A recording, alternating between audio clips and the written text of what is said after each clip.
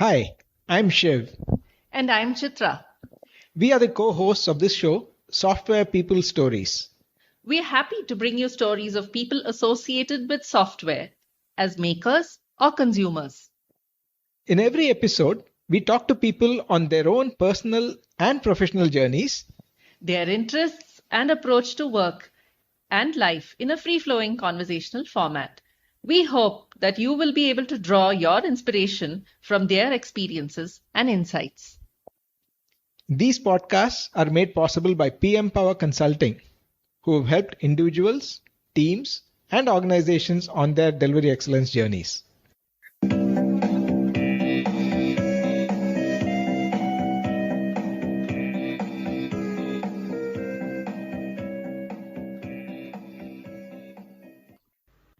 Welcome to this episode of the Software People Stories.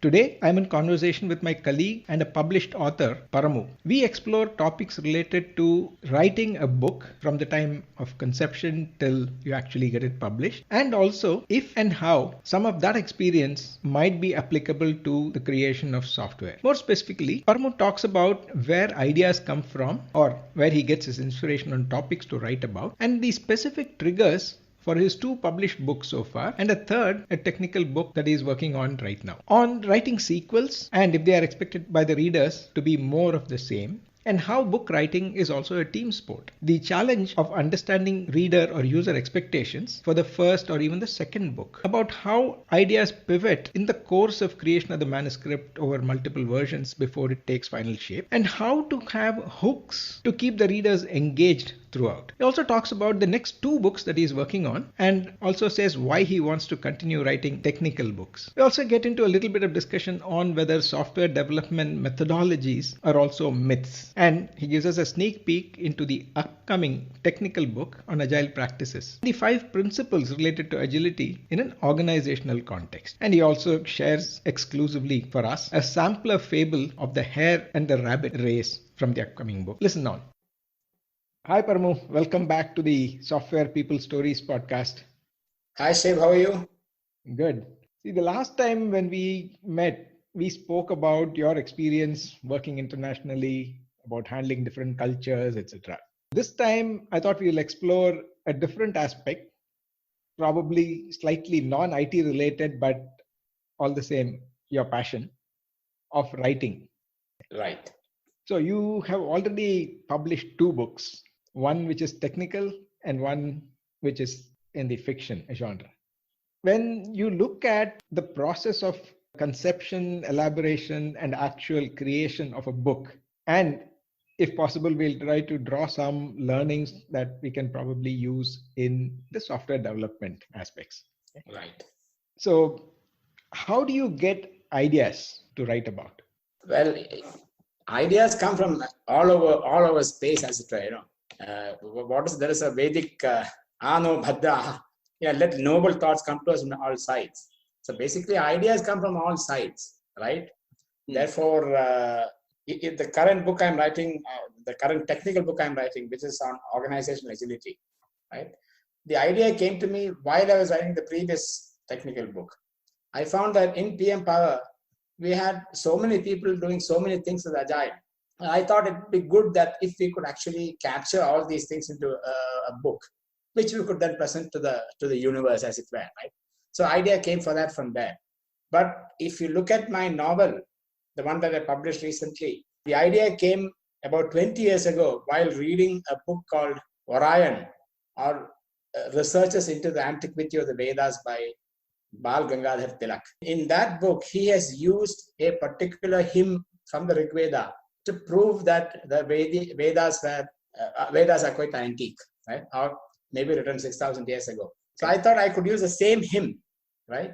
And interpret that as a murder mystery and a history, right? So the idea came by reading that book. And at the same time, I was reading The Name of the Rose by Umberto Eco. And I thought that maybe a similar book in India, set in India, would be nice. Umberto Eco's book was set in the medieval times in Italy, northern Italy. So this is set in a much more earlier time, like in a very, very old time in kind of northern India.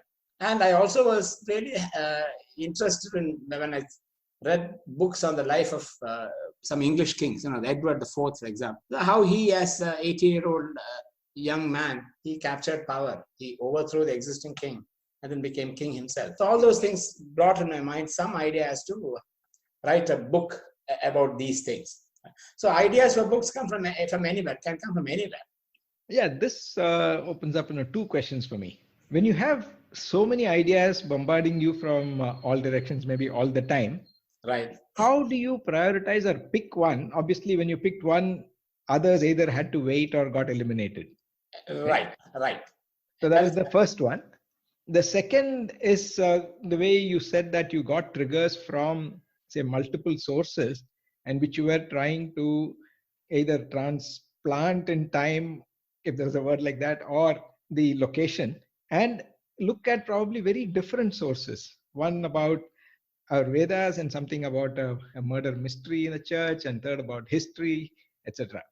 So normally we talk about the initial stages of identifying a problem to solve, and an approach of looking at probably unrelated areas so that you get some breakthrough ideas. So you seem to have done that. So I'd just like to understand, the first is the process of eliminating things that you don't want to do or prioritizing what you want to take up. And how do you kind of connect seemingly very different stories?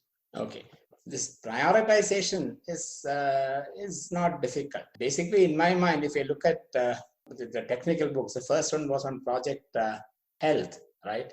Assessment of project health. And the second one is on organizational agility. And this actually follows a time kind of, the so-called project health things came much earlier than agility, right? Therefore, it follows this time scale. And I followed the same pattern. And the same thing happens in writing novels also. First book is the first Aryan, which is set in 6,000 years ago, or 3,900 BCE, where the motive for the murder is actually things like ego or jealousy, things set on the ground, on human things. And the next one is the next stage or next step, which is the second Aryan, if and when I write it, the motive will be set in rituals. So you have the Rig Veda, then you have the Yajur Veda. The third one, the motive will be set in philosophy, the third Aryan. Therefore, it follows that kind of, how these ideas float through over time. So I follow the same scale or time to arrive at my stories. That's how I prioritize. So I'd rather write a book on set in the Rig Veda before I write one set in the Yajur Veda, right? Okay. So that is the kind of prioritization that I try to. It's not really a prioritization. It's more of a just flowing with the time, as it were. Right? Yeah, this sounds very similar to what we talk about as creating a roadmap or a vision for a platform or a product. You obviously make releases, and over time you want to complete all the functionality or reach there. It kind of, but it is not. It's not really the same system, So the second Aryan will not be the first Aryan continued. It'll be okay. It'll be a different set of characters, maybe even a different setting. I don't know, right? Because it's 2,000 years later. Therefore, it can be a different setting. Maybe it's the same characters, reborn 1,000 times. That I don't know. Right?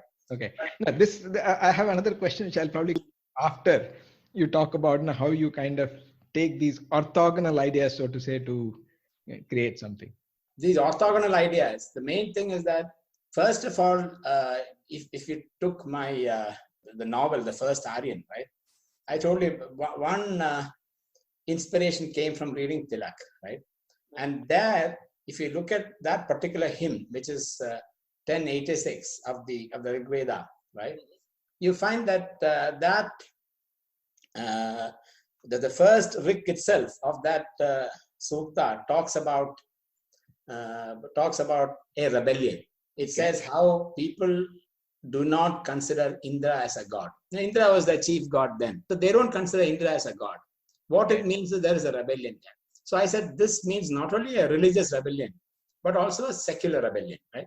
So there are two rebellions, one, and then it goes on further saying there's this character called Vishaka, who is becoming very troublesome, and then they find a dead body somewhere, all in the sukta, right?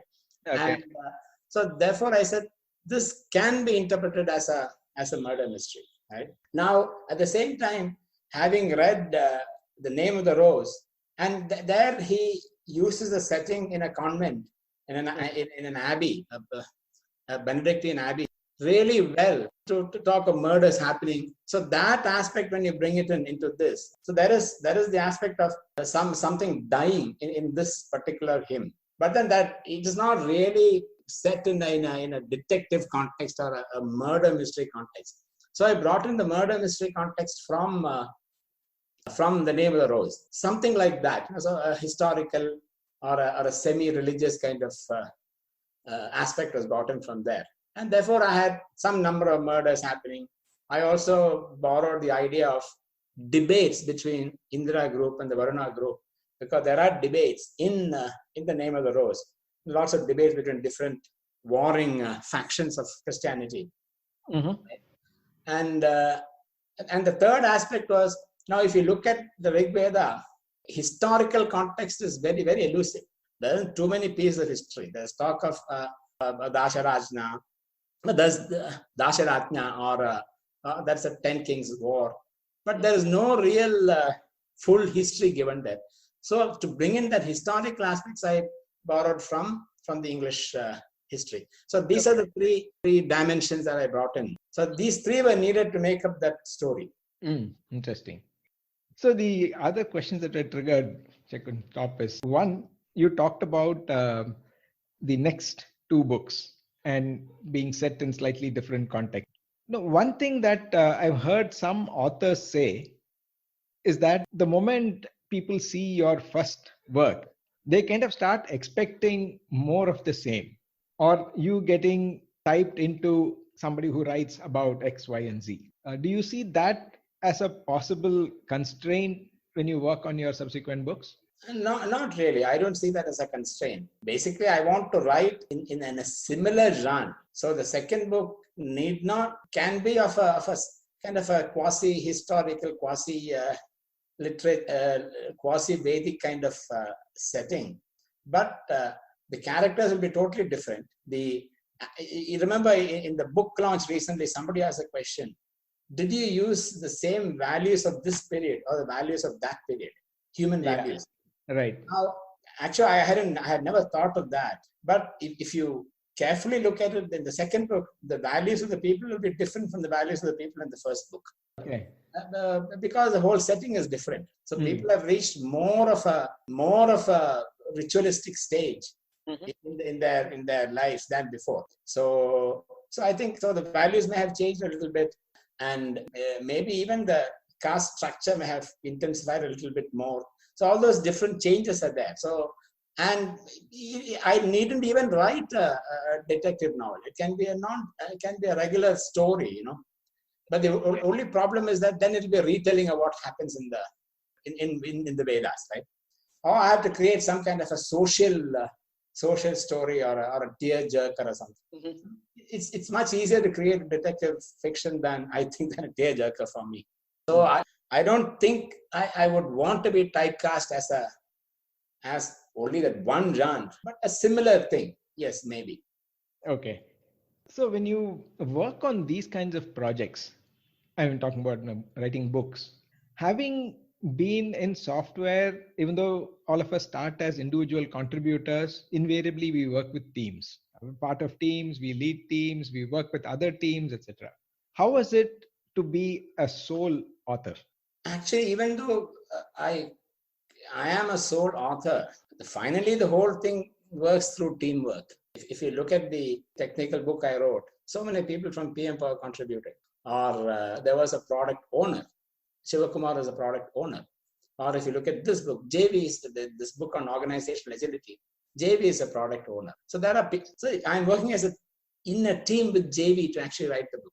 Though I am doing all the writing, I get everything reviewed by JV. Oh, okay. Right. Therefore, so it's actually a team. Or if you look at my novel, I talked to so many people who gave me inputs. And towards the final publishing end, I worked as a team with the Penguin people. Nice. So there was a whole editorial team of Penguin who sent send me the edited chapters and chapter by chapter. So I worked with them to make sure that the things editing was done properly. So there's a lot of teamwork. Even though the idea and the actual writing is done alone, there is some hidden kind of teamwork, a latent teamwork somewhere sitting there. So the book is, even though it does not completely say that, there is a lot of teamwork involved when you look at it. Yeah, I never looked at it that way. Yeah, interesting.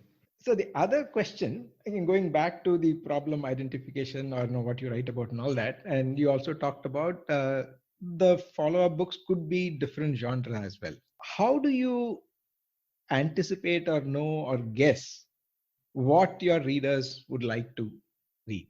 Actually, it is difficult to guess that. If I were able to guess that, I mean, my books automatically would become bestsellers, right? So I can actually know what readers want. I suppose all authors actually write books hoping that write first books. I mean, not like a John Grisham writing the 100th book, right? Because he knows what readers want by then. So, but if you're writing a first book, you're not sure what readers want. Amish Tripathi, I mean, when he wrote his first book, and he couldn't find a publisher, he had to publish it himself, right? But later he became really famous. Now he knows what readers want, and he can write as to that. But his first book, he didn't know. So the same thing happens to all authors. Your first book and the second book, you don't know what readers want. If you knew, of course, I mean, you would certainly write that, right? So what you're hoping is you're trying to find a genre or a setting or a milieu that is different from what others have. So you're hoping that the reader will say, oh, this book is set in the Vedic period, let me see. Rather than set in, say, maybe the Puranic period or the epic period, which there are so many other books, right? So I think the whole idea is to find something which is different and hope the readers will like it. Once you know readers like it, then you can write a couple more books in that setting. Yeah. But then by then the readers will start getting tired of that setting and that genre, as it were. Unless it's a kind of book with a lot of pace, like Grisham or some of those people. Things happen so fast. It's a thriller. You sit and just read it. Such things are difficult to write. Right? So yeah, so that's what it is. Okay, that explains a few things. Now, you also mentioned during the launch that the book itself underwent changes from the first manuscript to what it is now. So, I mean, this sounds somewhat like validating your ideas or getting feedback and then refining it. And what you mentioned just now is more like the USP, or what is your unique value proposition, or the uniqueness that you bring in. When you got this feedback and you started refining, how drastic or different were these turns that you took? Very drastic. In fact, I remember when I started writing the book, the first completed manuscript, if you read it now, you'd think, oh, what the hell is this? It's more like a documentary. There are lots of descriptions, hardly any conversations. Characters didn't have names. Each character was called by their position or title. So there was the king, the prince, the rebel priest, the assistant to the rebel priest. So finally, I say the wife of the assistant to the rebel priest, the son, and all that kind of stuff, right? So it's not very easy to actually to refer to people by that method. So one of the key changes that I made was that I told you that I was actually using the Vrishakavi hymn, or hymn 1086 of the Rig Veda, as the background for this book. My first reading of the hymn, actually I felt that, there was a rebellion mentioned in the first verse of that hymn. In my first reading, I felt that the rebellion did not succeed. Okay. Right. So my whole book was based on a king, a very strong king, who was challenged by a rebel prince. And finally, the king puts down the rebellion. And finally, the Indra worshippers actually put down the Varuna worshippers. So it was more of a status quo continuing. And that's how I interpreted the hymn. Later on, I reinterpreted the hymn and found it more natural to say that the rebellion does succeed. Okay. Right? Therefore, I came back and then rewrote the whole thing with the king being weak and the rebel being strong. So all the characteristics of the king were transferred to the rebel and vice versa. And the whole story underwent a lot of changes. that way. And in the first version, there's only one murder. And then somebody told me, and this murder happened maybe half the way into the book. Okay. So people said, well, what is there for people to read? You're reading through, you're plodding through a lot of history, and nothing happens. Therefore, I recast the book with the murders happening with more than one murder. I had about 4 or 5 murders later on. Right? Yeah, that's what probably every few pages there seem to be somebody dying. Yeah. And then I moved the first murder right from the beginning in the first chapter, and had the others as a kind of flashback going back. So I went back and forth between time. But I was careful to, I think I was careful to make sure that people didn't lose track of time. But in almost every chapter, I say what day of the year it is. Therefore, you could go back and forth. Right? So that is another change. So the number of murders increased. Then I changed from this descriptive style to a more conversational style. Therefore, and the first book was written with a first-person point of view. Everything was I. Okay. That is the protagonist was talking himself. Okay. Then I changed that. In fact, in the book, till about the last version, there are 1 or 2 places where instead of the name of the protagonist, I say I. Because when I replaced it, I forgot to replace in certain places. Right? But now it is not there. Right? So there are so many changes I made, and these changes came over a period of 3 or 4 years. Okay. And many people pointed out, some people read it and said, no, I can't even read it. It's too difficult, right? So that's how it underwent all these changes. And of course, the hands of the literary agent and the Penguin editors, again, it went through some changes, but not drastic changes, but changes in the way things were presented, etc. So the whole process was a process of change. So when it came to the final version, it is very different from the first version, except that 1086 of the Rig Veda is the background, and some murders happen, and the murders, some of the motives of the murder remain the same. So that's what it is. Yeah, I can draw a lot of parallels at an abstract level to software development in terms of validation, continuously trying to refine based on user feedback, based on ideas that change, the refactoring that teams do, and all that. Now, Right. With this experience of taking 20 years to write a book, how long do you think you'll need for your next book? Okay, now, as I told you, I'm writing 2 books now. One is a technical book on organizational agility.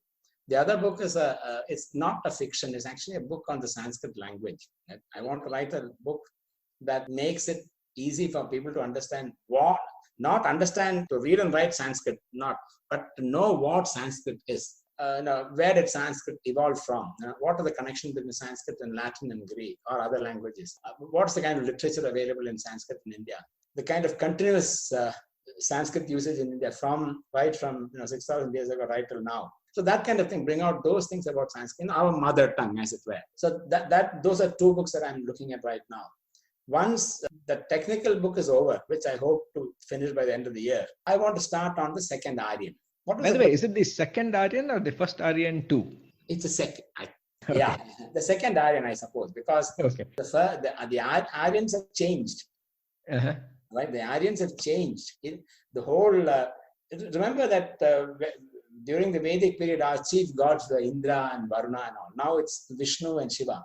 Right. Okay. So we have all gone through a series of changes. So the whole life in India has changed. The way we worship has changed. The way our social structures have changed. So everything has changed. So I want to call it the second Aryan rather than first Aryan too. Right? Okay. Right. So it's not a second version of the first book. It's more of a new book. So once this is over, once this technical book is over, I will start on the other one. But of course, I may also start on a third technical book, because I want to kind of have both in my kitty at the same time, so that I don't get bored with writing. Just I can switch between one and the other. So some days I write the technical book, some days I write the other book. And of course, if I don't write a technical book, I lose touch with my software industry roots, and also lose touch with my friends, right? So I want to make sure that I have my feet in both boats at the same time. So yeah, this is what my plan is. How long do you think? From 20 years for the first book? Yeah, the second Aryan may take maybe 1 year or so, because ideas I have general idea in my mind, right? Maybe 1 year to write, And of course, the publish may take another 1 year or so, right? So, the main thing that I want to focus on is a clash of ritualistic ideals. There are all these different schools of rituals, and there are small differences which to you and me may look like fairly silly, but to those people, the difference was very great. Okay. It is like, in Palestine during the time of Jesus Christ, when the Jews, the Pharisees, as they call, the Pharisees brought Jesus Christ before the Roman governor there. And I said, please, if you're going to talk quibbling about small details, like, he did that, he did this, the ritual should have been this way, not that way. Don't come to me, go somewhere else. I don't want to quibble about small rituals. But for them, for the Pharisees, the rituals are very, very important. And so during the ritualistic or the Yajurvedic, that period, the rituals are very, very important to those people. So to us, it may not seem much of a big difference. In one school, maybe, they held the hand one way. In the other school, they held the hand another way. This kind of things, right? So I want to base my mystery or my murders or motive for the murders on those. Okay. Right. So I think about a year is what I think it will take, at least to get the plot and the idea straight. Right. And while you get I suppose when I keep writing, I'll also change it. So maybe once I start, in about 2 years, hopefully I can see the book published. Nice. That's the hope. Nice. Of course, if I find a publisher, the fact that my first book was published does not mean that my second book will be automatically published. So we need to see how well the first one does, and then the same another publisher may pick it up. This new one. Good. I still feel that there are a lot of learnings that software developers can take. For instance, when you mentioned that the small things about the gods changing or anything, you can say, it's a god. So many times we hear developers saying, it's a minor change. Or why are the users so picky about something? But then it's their religion, probably, the way the users work and what they want to see, how they want to see, etc. Now, actually, it's interesting you mentioned that, because if you read Yuval Noah Harari's book, Sapiens and Homo Deus, etc., he calls all these things as myths. Therefore, a religion is a myth, or God is a myth that different people actually believe in together, so that they have a common thing to believe in, right? So similarly, even software development methodologies are actually myths. So people do. There's no concrete thing there. It's just people's beliefs. If tomorrow the belief changes, that thing just vanishes, right? Like waterfall approach. So today we have agile, and tomorrow we may have something else.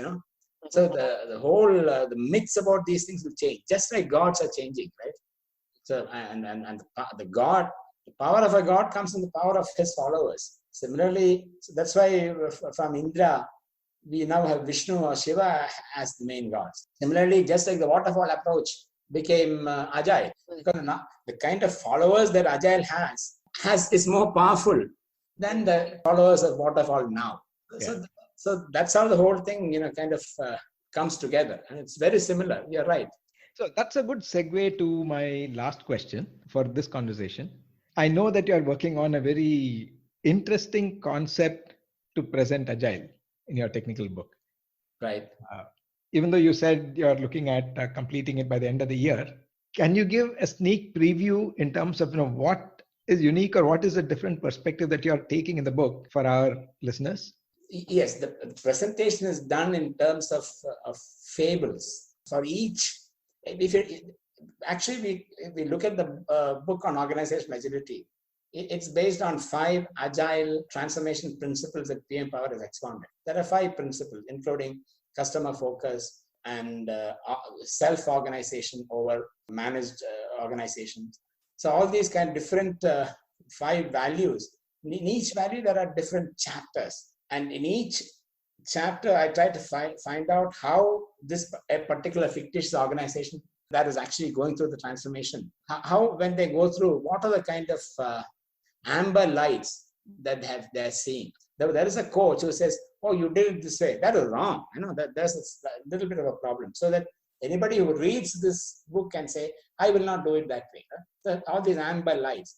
And I also bring in what I call fables, like Aesop's fables or Panchatantra or Hitopadesha fables, and some fables which I have created myself to explain each of these values and each of these aspects of these values. And so it's more of a book of fables, as it were. So it makes it for easy reading. So if you take a value or a chapter, you look at it, you read the fable, you get an idea of how that whole aspect actually builds. As an example, I'll tell you, I've used, there is a value called lean over productivity measurements. That's one of the values. And I've talked of a fable of, a race between hares and rabbits. And hares are much faster than the rabbits. So they said, okay, it's a relay race. At each passing of the baton, the hares will decide, we will see how well we are doing. We'll measure that. Okay. Rabbits have a habit of running not straight, but in zigzags. So the rabbit said, no, we won't run zigzag. We'll just run straight and see what happens. Right? So finally, the rabbits win because there they eliminated the inefficiency of the zigzagging. And they didn't bother about measuring and all that kind. They just eliminated that and they won. So this is the kind of way to bring in the fable or bring the story in through a fable. Nice. I can't wait till you finish this book. I'm sure it is going to be a very fabulous book. Oh, good. Yeah, of course, there are more questions which I want to reserve for our next conversation. Okay, great. So, yeah, thanks a lot, Paramu. I'm sure our listeners can also derive a lot of triggers for ideas of how they can apply the development, evolution, and creation of a book to the conception and creation of software. Okay, Shiv. Thank you very much. Thanks, Paramu.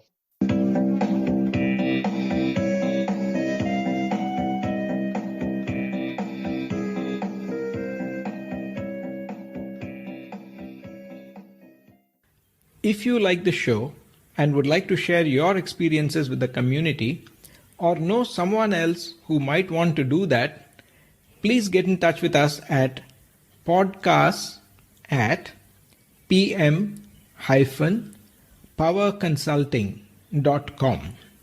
That is podcast@pm-powerconsulting.com. Please rate the show on Podchaser, Stitcher, iTunes, or any other podcast client that you find us on.